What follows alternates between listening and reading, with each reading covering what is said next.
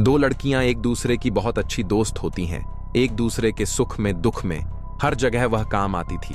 दोनों ही लड़कियां call girl का काम करती थीं। जब जब उन्हें कहीं बुलाया जाता था तो वह उस बुलावे पर जाती थीं और ग्राहक की सेवा क्या करती थी। एक दिन एक लड़की को बुलाया जाता है क्योंकि वह लड़की हमेशा ही उस ग्राहक के पास जाती थी, लेकिन उस दिन उसकी तबीयत खराब होती है, वह परेशान होती है। तब वह अपनी सहेली से कहती है कि आज मैं अपने ग्राहक के पास नहीं जा सकती हूं, इसलिए मेरी जगह वहां तुम्हें जाना पड़ेगा। तुम वहां पर जाना और उसकी अच्छे से सेवा करना, किसी भी तरह की कोई शिकायत नहीं मिलनी चाहिए। क्योंकि बात यहां पर सहेली की थी, तो इसलिए सहेली ने इस मामले को बड़ी गंभीरता से लिया और वहां चली जाती है। वहां जाने के बाद वह उस ग्राहक की सेवा करती है। उसके बदले में उसे अच्छी खासी रकम भी मिलती है। उसे इस बात का बिल्कुल भी अंदाजा नहीं था कि जिस काम के लिए वह बुलाई गई है उसके लिए उसको ज्यादा पैसे मिल रहे हैं। इसलिए फिर उसने उसकी ऐसी सेवा की कि अपनी ही सहेली का पत्ता साफ कर दिया। जब अपनी ही सहेली का पत्ता वह साफ कर देती है तो इन दोनों में इस बात को लेकर कहासुनी हो जाती है। कहासुनी में कुछ ज्यादा ही विवाद हो जाता है और दोनों आपस में लड़ बैठती हैं। जो एक दूसरे पर जान छिड़क थी, एक दूसरे की बड़ी मदद करती थी, वो एक दूसरे की दुश्मन बन बैठती है और यहीं से ही एक नई कहानी का जन्म होता है। ऐसी कहानी जहां जहां तक जिस इलाके तक यह कहानी सुनी गई थी, लोगों को यकीन नहीं हो रहा था कि ऐसा भी हो सकता है। वाकई आज की कहानी बड़ी दिलचस्प है, बड़ी ही अजीबोगरीब कहानी है दोस्तों। आज की जो सच्ची घटना मैं आपको सुनाने जा रहा हूं, यह सच्ची घटना है। उत्तराखंड प्रदेश का एक जिला है ऊधम सिंह नगर, और ऊधम सिंह नगर जिले का ही एक शहर लगता है काशीपुर। दरअसल काशीपुर क्षेत्र का एक थाना है, ITI थाना क्षेत्र। वहां का रहने वाला एक व्यक्ति, एक महिला जो कि श्यामपुर की रहने वाली है, उसको कुछ पैसे एडवांस भी देने पड़ेंगे। बात जब एडवांस पैसों की आती है तो वह लड़का कहता है, मुझे कोई दिक्कत नहीं है, कोई ऐतराज नहीं है, लेकिन पैसे मैं तभी दूंगा जब मुझे लड़की दिखाओगे कि आप किस तरह की लड़की भेजना चाहते हो। अब बात आती है कि लड़की पार्ट टाइम के लिए, यानी कि कुछ घंटों के लिए बुलाई जा रही है या फिर पूरी रात के लिए बुलाई जा रही थी। तो लड़का कहता है कि उसे पूरी रात के लिए लड़की चाहिए और आपके पास जो अच्छे से अच्छी लड़की हो, मुझे वही लड़की चाहिए। जब अच्छी से अच्छी लड़की भेजने की बात आती है तब वह महिला कहती है, ठीक है, लेकिन इसके लिए चार्ज ज्यादा लगेगा। तो वह लड़का कहता है कि कोई बात नहीं, मैं ज्यादा चार्ज देने के लिए भी तैयार हूं। और फिर उसके, लेकिन वह लड़का 15 की 15 लड़कियों को रिजेक्ट कर देता है। उनको रिजेक्ट करने के बाद वह कहता है कि मुझे और कोई लड़की चाहिए, इनसे भी सुंदर लड़की हो तो उसका फोटोग्राफ भेजो, नहीं तो मत भेजो। अब उस लड़के को कुछ और लड़कियों के फोटोग्राफ्स भेजे जाते हैं, 4 या 5 लड़कियों के आसपास, और उन 4-5 में से उसको एक लड़की पसंद आती है। उसके बाद वह कहता है कि मुझे यह एक लड़की पसंद है, और फिर रकम तय की जाती है। अब जो रकम तय हुई थी, रकम तय होने के बाद आधी रकम उसको एडवांस में देनी थी, और वह इस बात को लेकर तैयार हो जाता है। महिला के दिए गए फोन पे या पेटीएम वगैरह पर वह आधी रकम दे देता है। उसके बाद एक लोकेशन बताई जाती है, एक जगह बताई जाती है कि आपको फलां जगह उस होटल में फलां नंबर कमरे पर पहुंचना है, और जो कॉल गर्ल होती है वह उस होटल पर पहुंच जाती है। जैसे ही करीब शाम के 7 बजे या 8 बजे के आसपास का वक्त होता है तो लड़की वहां पहुंच जाती है, और जैसे ही लड़की दरवाजा खोलकर देखती है तो दरवा खुलते ही लाइट जलाती है।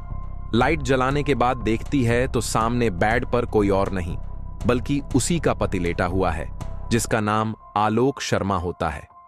आलोक शर्मा को देखते ही उसकी पत्नी पूजा शर्मा भड़क जाती है, और इस बात को लेकर इनमें काफी विवाद भी हो जाता है, कहासुनी भी हो जाती है। आलोक शर्मा कहता है कि तुम यहाँ क्या कर रही हो, तो लड़की कहती है कि तुम यहाँ क्या कर रहे हो। जब एक दूसरे को देखते हैं तो शुरुआत में तो लग रहा था कि शायद यह गलती से इस कमरे में आ गई है, लेकिन एल लड़के ने लड़की को बुलाया था और लड़की बुलावे पर ही वह वहां आई थी, इसलिए यह धोखा नहीं था बल्कि यह बिल्कुल सही था। लड़की को समझने में जरा सा भी वक्त नहीं लगा। उसे इतना गुस्सा आता है कि वह अपने पति के साथ मारपीट पर उतर जाती है, और जैसे ही वह मारपीट पर आती है तो पति उस पर भारी पड़ जाता है। वह अपनी पत्नी को वहीं पर पीटना शुरू कर देता है। होटल के अंदर जब इस तरह से लड़का अपनी पत्नी को पिट रहा था तो लड़की चीखने और चिल्लाने लगती है, वो शोर मचाने लगती है, और जैसे ही लोग चीख और शोर की आवाज सुनते हैं तो आसपास जो होटल में लोग थे या होटल में जो काम करने वाले कर्मचारी थे, वह भी दौड़कर मौके पर पहुंचते हैं और देखते हैं कि एक महिला एक पुरुष आपस में झगड़ा कर रहे हैं। लेकिन यह कोई नहीं जानता था कि यह दोनों आपस में एक दूसरे के पति और पत्नी हैं, जबकि सबको यही मालूम था कि यह एक व्यक्ति है। इसने एक कोल गर्ल को बुलाया था और जब इन दोनों में मार कुछ ज्यादा ही होने लगती है तो लोग बड़ी मुश्किल के बाद इनको छुड़ाते हैं। छुड़ाने के बाद इन्हें होटल से बाहर कर देते हैं ताकि इनके बीच में झगड़ा ना हो, क्योंकि जब झगड़ा बढ़ रहा था तब वह अपने घर की पुरानी बातों के बारे में बात कर रहे थे। महिला अपने पति पर ही कई तरह के लांछन लगा रही थी और पति अपनी पत्नी पर कई तरह के लांछन लगा रहा था। वह कह रहा था कि मैंने आज तुम्हें रंगे हाथों पकड़ ही लिया। जब लोग यह बात सुन रहे थे उन्हें लग रहा था कि यह घर का झगड़ा है जो बाहर होटल में आ चुका है। जब उन्हें होटल से बाहर निकाला जाता है तो लड़ते लड़ते वह सड़क पर पहुंच जाते हैं और देखते ही देखते सड़क पर बहुत सारे लोगों का जमघट लग जाता है। तभी पुलिस भी मौके पर आ जाती है और पुलिस ने इस महिला को, जिसका नाम पूजा शर्मा होता है, उसका पति यानी कि जो आलोक शर्मा होता है, इन दोनों को हिरासत में लिया जाता है और इन्हें थाने लेकर पहुंचते हैं।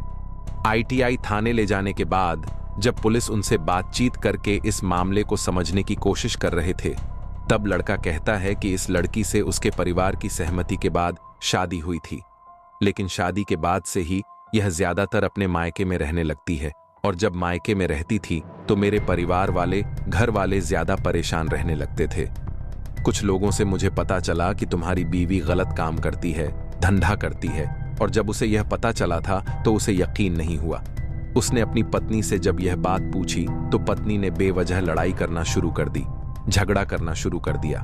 और जब झगड़ा होता है तो इसी बात को लेकर इन दोनों के बीच में लगातार विवाद होने लगता है। 2-3 साल पहले ही शादी हुई थी, लेकिन शादी ज्यादा दिन टिक नहीं पाती। कुछ ही दिनों में, कुछ ही महीनों में यह शादी टूटने की कगार पड़ जाती है और महिला ज्यादातर वक्त अपने मायके में रहने लगती है और उसे ससुराल वालों से ज्यादा मतलब भी नहीं होता है। अब इसी बात को देखते हुए पति अपनी पत्नी को लेकर ज्यादा परेशान होता है। रिश्तेदारों से, दोस्तों से, सभी तरह से मदद मांगता है, लेकिन कहीं से कोई मदद नहीं मिलती। तो एक दिन ऐसे ही बाजार जा रहा था और बाजार जाते हुए उसको एक महिला मिलती है और वह महिला कोई और नहीं थी, वो उसकी पत्नी की वही सबसे खास दोस्त होती है जिसने इसको अपने ग्राहक के पास भेजा था और जिसकी वजह से उन दोनों लड़कियों में, दोनों सहेलियों में झगड़ा हुआ था। खैर, जैसे ही वह लड़का अपनी पत्नी की इस दोस्त के सामने टकराता है, वह बताती है कि तुम्हारी जो पत्नी है वह श्यामपुर की एक महिला के साथ धंधे वाले काम करती है। वह सेक्स रैकेट का एक हिस्सा है, एक सदस्य है। वह इस बात को जब सुनता है तो पति कहता है कि मुझे इस बात पर बिल्कुल भी यकीन नहीं है, भरोसा नहीं है। जो तुम कह रही हो यह बिल्कुल भी सच हो ही नहीं सकता। लेकिन वह महिला जानती थी, क्योंकि वह दोनों एक दूसरे की बहुत अच्छी दोस्त थी।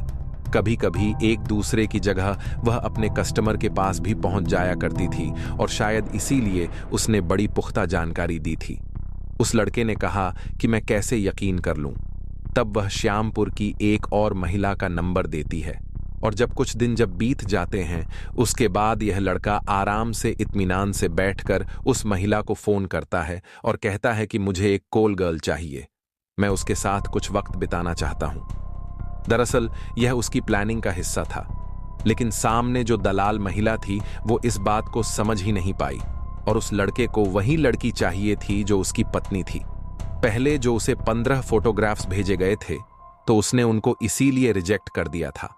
बाद में जो 4-5 फोटोग्राफ्स और भेजे गए थे उसमें उसकी पत्नी भी शामिल थी, क्योंकि वह देखने में ज्यादा सुंदर थी, अच्छी थी और शायद यह काम जो करती थी वह शादी से पहले भी करती थी।